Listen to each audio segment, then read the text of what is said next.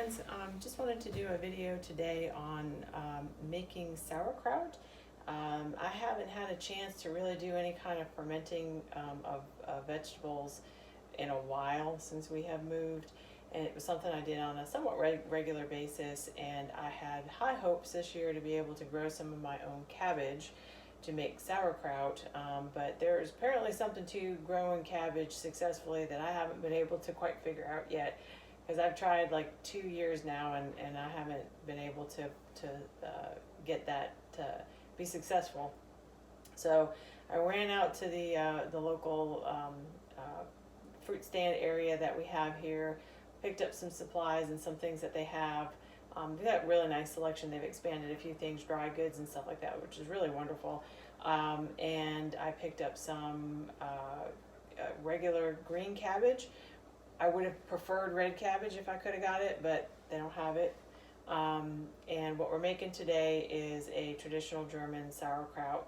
Was taught to me by my husband, who learned it when he was in Germany. So as far as I know, this is as pretty legitimate as you can get. And first thing I was going to do is show you a little bit of the equipment, because the way we do it is maybe somewhat different than you've seen in other places. We actually use some Crock. So let me go over some of that first, and I got to turn my camera around. First thing actually is the cabbage. I've got a KitchenAid food processor, Cuisinart food processor, and a larger container that I had pre-measured the empty container so that I knew how much it weighed, so I could tell how much the cabbage actually was, which becomes important later when we actually start using salt, because you don't want to use too much salt, because you're not trying to make saltwater cabbage or something. You need it to ferment, but you don't want it to be so salty that it chokes you out. The main fermentation crock is this going to be this brown one, Garttopf, I think is how you properly say it. It is a gutter lip is what they call that, and this is this kind of V shape ledge, if you will, for creating a seal. This is only 7.5 liters, and so we're going to take it roughly to about here, and I'll end up using this crock. This is a 3-gallon crock and a stomper. I put the cabbage in this one with the salt, and I mash it in this one just because I have more space than this is kind of narrow. I've pre-washed all these. They're sitting here drying, and then once I get this to the point where it's all fairly, how I like it, it's going to get transferred into this one.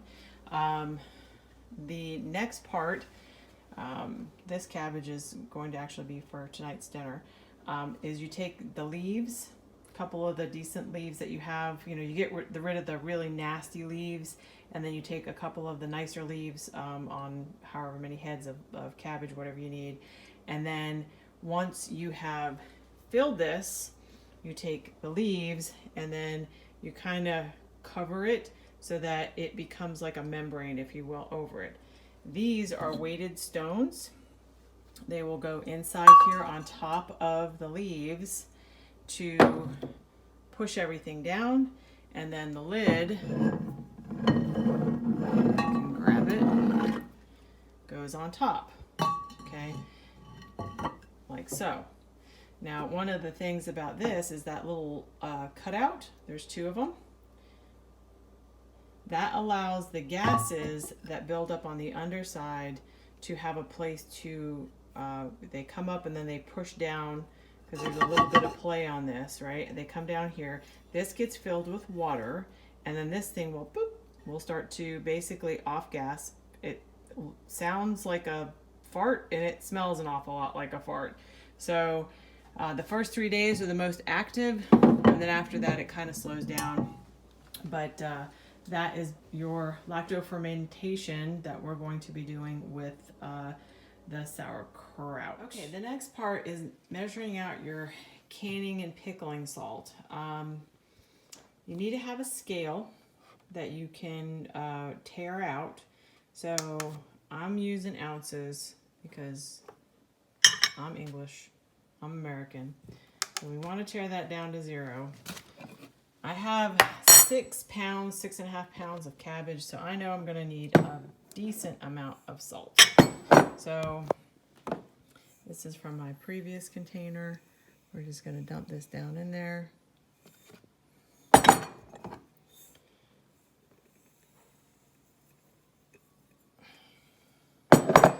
That is 3.7. And I'm going to have to finish doing this with 2. So we have basically 5 ounces of salt. The recipe that I'm using, they say you can use 2 ounces per 2.2 pounds, 1 kilogram of cabbage. It's a lot of salt, and one of the things that we have found is that when I make this, I don't ever get the draw out of the cabbage like some people do. They say there's a difference between when you make cabbage if the moon is waxing or waning. Unfortunately for me today, because today's the day I need to do it, the moon is waning. Waxing moons tend to draw out more fluid, they say. So I'm probably going to have to make a saline solution, and that's fine. We'll use what we can use as far as this goes, and whatever I have to make, I'll make and put it into the crock. But one of the other things I'm going to do is this has been shredded, but I'm going to pass it through again to make it a little bit more of a fine shred, see if that will help with drawing some stuff out.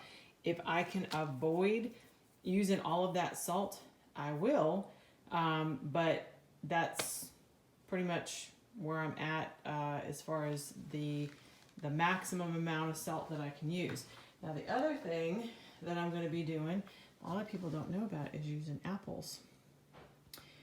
Traditional German sauerkraut is sweet. It is not sour. It's a totally different word. It has a totally different meaning. Sour meaning fermented. Okay. I have 3 golden delicious apples. I will peel them, I will core them, and I will stuff them down into the cabbage, basically whole, without much fanfare, and the sugar that is in the apple will transfer to the cabbage, and the sour part, the stuff that most people don't like, the pickling, will actually go into the apple. It's a really neat transfer. Like I was saying, the majority of cabbage in Germany is red, and I don't know the sugar content, whatever, in red cabbage, but red cabbage, if you've ever had it, is not sour. It's generally sweeter or mild tasting. So, you know, we're kind of doing a pinch hit because we don't have red cabbage. We've got green, so we're doing what we can, but it should taste basically about the same. We are doing the second shred. This is only 1 time, and this is 2 times. It looks a little bit more like coleslaw as far as I'm concerned. So, you know, preference, whatever. I've not ever done this twice before. We're going to see what kind of result I get with it. I do like the appearance of it better than this at the moment. I'm just putting a little bit of the salt in. I'm going to hand churn it. I'm going to turn it a little bit.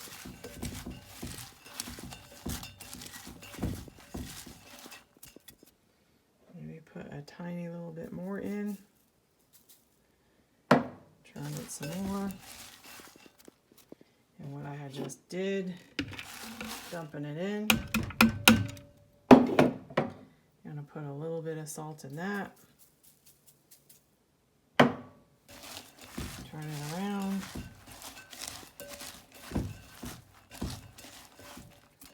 And then let the salt do some of the work before I actually start mashing. All right, I'm starting some of the stomping.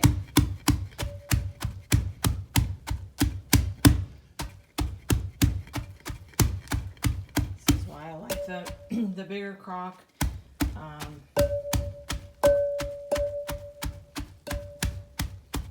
Just keep mashing it some and add more salt and adding more layers of cabbage.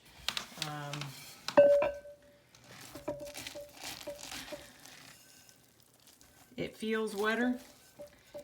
I don't see a whole lot of liquid down there yet, but it feels wetter, so this is just part of the process, and this is probably actually some of the longest parts of the process is getting the cabbage to extrude the juice, or you've got to make your saline solution. I'm letting the cabbage sit a little bit more. You can actually see the liquid coming out of it, and I've only used, oops, my plunger just bought me in the head.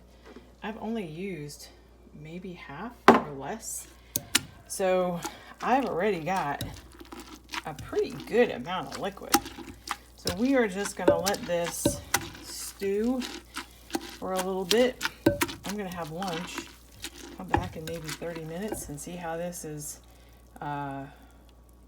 extruding out some of the water.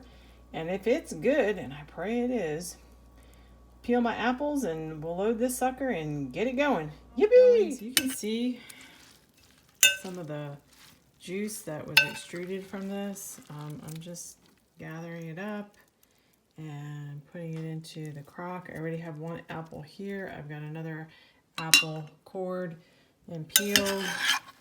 The third apple that I have is still, see, it's dripping pretty good. The third apple that I had is pretty much about half of it was not good, so I had to cut it and peel it, but it'll go in there too. And once the water cools off, because it's still kind of got some steam and everything, put the water in, put the leaves on top, stones on top of that, a lid on that, and some water in the gutter lip, and then just let it do its thing. Alrighty, the last little bit of this is we've got some of the cooled water. We need to have at least 1 to 2 inches. And I think we definitely have that when we push that down. So we're going to get the leaves and put everything in. Let's see if we can have everything kind of off to the side. So we just take the leaves and kind of push it down to create that, to create that lid, if you will, membrane is what I was calling it before. It's a uniforming cover to help push everything down.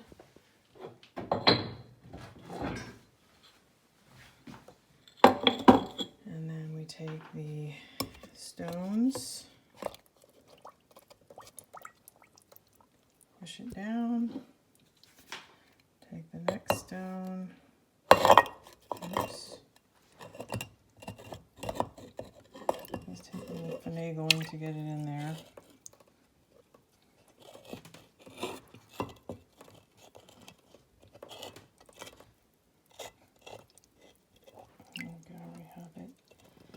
Good, and push down, and the water comes up to my first knuckle there, so that's at least an inch, if not an inch and a half. And then the lid goes on, and then you fill up the gutter rim.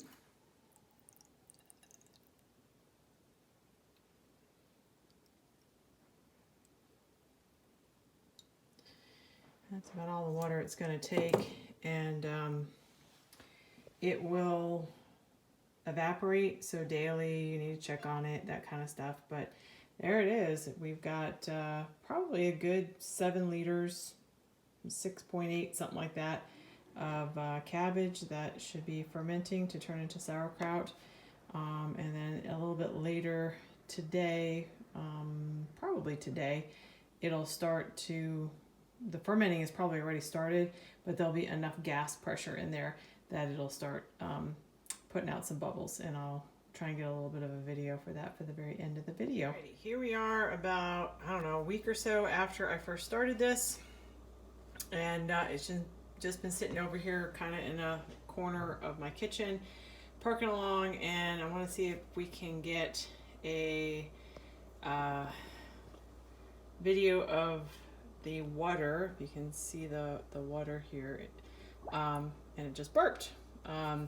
So that's basically what it looks like when the fermentation gases have to be escaped. I'm going to try and jiggle it one more time. Get the whole thing in and see if it'll do it again. There you went. So we have another one, and that's just basically what it'll keep doing. The first 3 days or so was pretty consistent, like every minute 45 seconds it was burping like that. It's slowed down significantly.